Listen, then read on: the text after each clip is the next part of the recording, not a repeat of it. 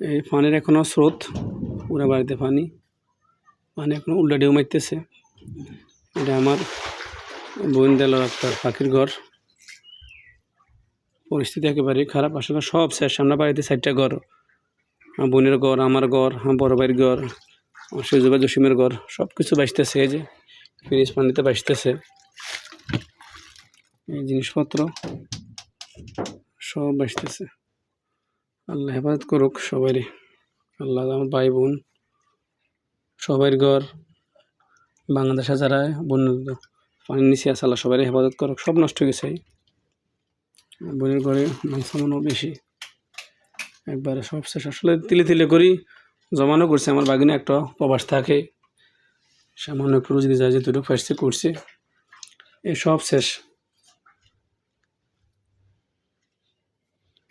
Multiplug লইলে মাল্টিপ্লাগটা হানি লাগানো আছেন, মাল্টিপ্লাগ হানি লাগে দে, মাল্টিপ্লাগ লইল অন্য তুলি রাখ।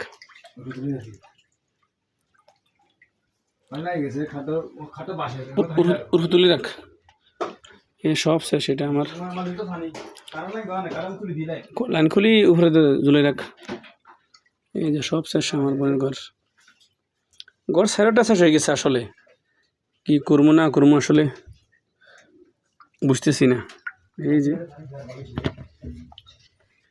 পাক রোমে পরিস্থিতি একেবারে খারাপ, সব কিছু বাঁচতেছে, সব শেষ। আল্লাহ এই শোক আমাদের কদিনে কাটাই উঠে আল্লাহ ভালো জানে। আল্লাহর কাছে